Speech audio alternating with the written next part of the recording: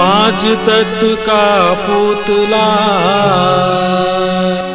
मानुष धरियाना,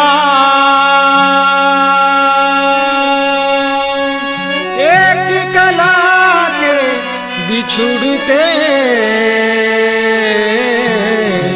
भूल गया सब ठाम, भूल गया सब ठाम।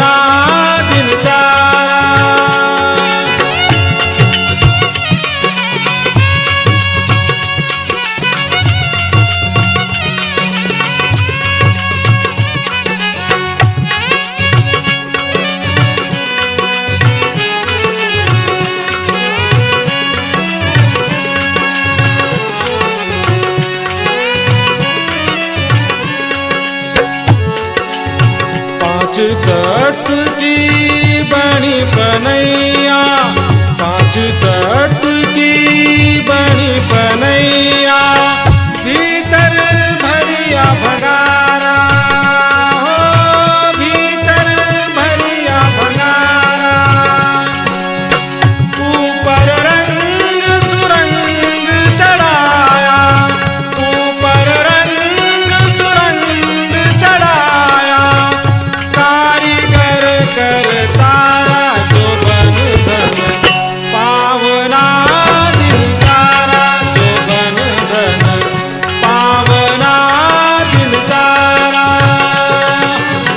गर्भ करे जो द्वारा जो बन धन पावना दिन तारा, जो बन धन पावना दिन तारा।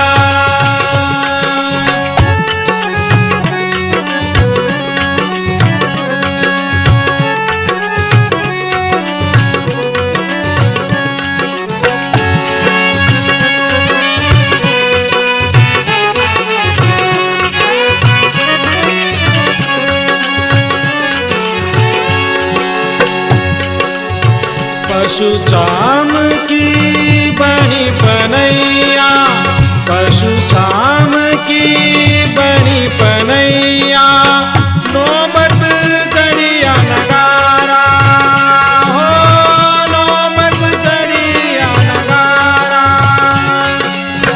नर तेरी चाम काम नहीं आवे, नर तेरी चाम काम नहीं आवे,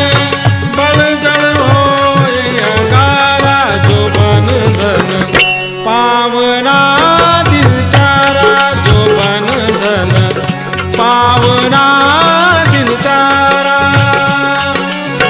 गर्भ करे सो द्वारा जो बन धन पावना दिल चारा, जो बन धन पावना दिल चारा।